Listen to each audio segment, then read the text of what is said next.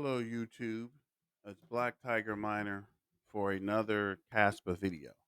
So, if you've seen the other videos, it's been a pretty busy day.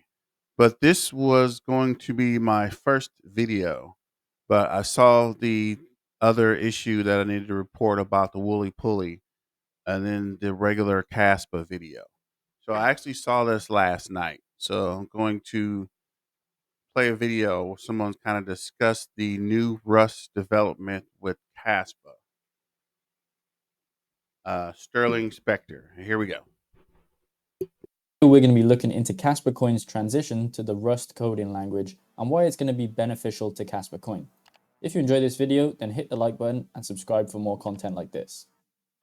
So a bit of backstory on Kaspa. It's a cryptocurrency which is proof of work, which means it can be mined using a GPU. It is aiming to be the fastest, open source, decentralized, and fully scalable layer 1 cryptocurrency. This means that it doesn't require another layer to improve the coin. For example, Bitcoin has a layer 2 on top of it called the Lightning Network, which improves the network to help with transactions. So Kaspa is compiling all of this into one cryptocurrency so that they don't have to rely on multiple blockchains to work. Instead of using a standard blockchain to record transactions, Kaspa uses a block DAG system, which helps to have a higher transaction time and confirmations on the network. If you want to learn more about the block DAG, I've got 2 videos which explain them in detail.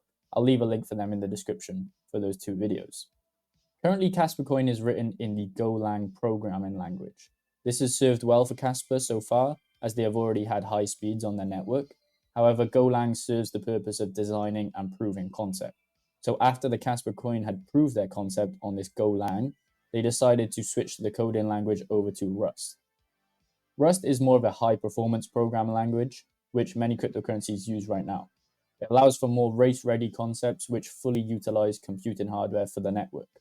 For example, Rust allows for the ability to process different blocks on different CPU threads simultaneously, which is very good for adding speed to a network. When looking on the Kaspa Coin website, we can see it's still in development, but I believe that they have already started testing. The person who is putting this change into action is called Sutton, who works over at Kaspa Coin. In a tweet in September of 2022, he said that this is an update. We are nearly done with implementing consensus block validation. Once completed, we could start cranking up the TPS and the BPS to get a first idea of how fast Kaspa can go. Initial modest goals are 4 BPS, implying 4 times TPS as well.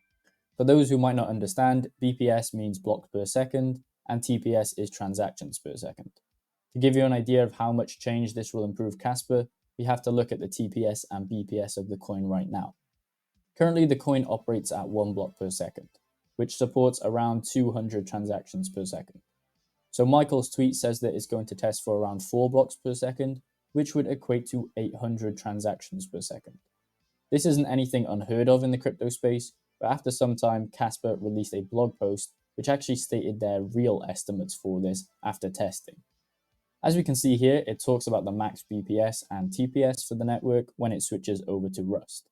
It says, given the above concrete numbers, I believe a goal of 32 BPS is definitely possible, and even 100 BPS is a reasonable target. Within our current block size, this would translate to 6,400 to 20,000 transactions per second. But block size can also theoretically be increased to find a sustainable amount of TPS, where the only limiting factor is the internet connection itself. So they clearly did some testing and looked at the numbers when compared to the tweet from Michael that talked about the 4 BPS, and now that's gone up to 32 BPS on the low end and then 100 BPS on the high end. As it says, the estimates allow for 64 to 20,000 transactions per second. Now, to get a grasp on that, we need to actually compare it to other cryptocurrencies and other financial transaction institutions to see how it marks up against these.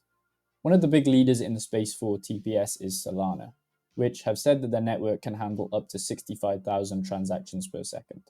That's a lot more than Kaspa's projection. However, Solana has a lot of problems such as staking, which causes massive centralization of these coins. This means it's not really spreading out the network equally. The next problem is that the Solana network has had major outages, which lead to transactions not going through because the network can't handle certain peak times. Rarely will we ever see 65,000 transactions per second achieved on Solana. I like Solana, but they do have some problems which could stop it in the future.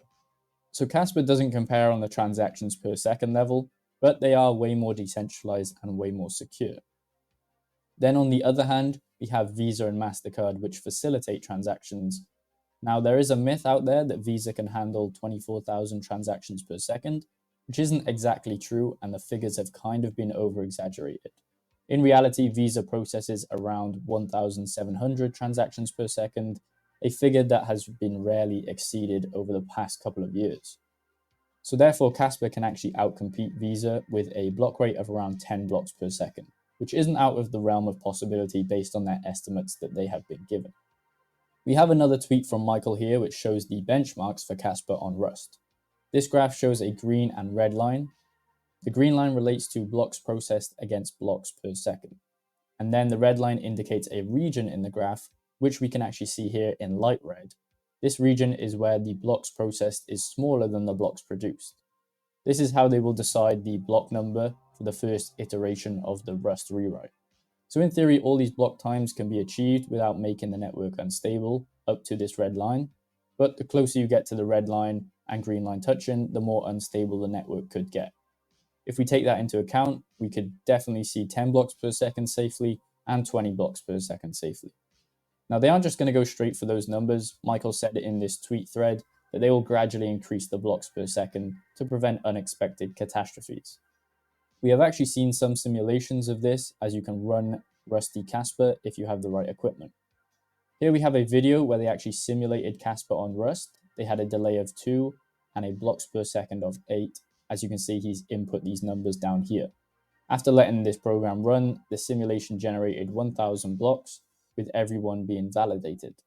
This led to a transaction amount of 775,715 transactions, as you can see here on the bottom with the overall transactions.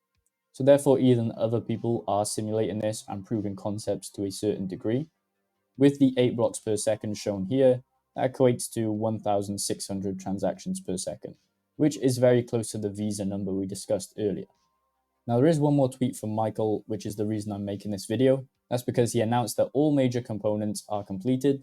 This includes the mempool, script engine, P2P infrastructure, RPC infrastructure, pruning-related components, and more. The core consensus validation engine was completed long ago. This means that we are very close to this change happening, and it could be massive for Kaspa Coin in terms of development and crypto mining.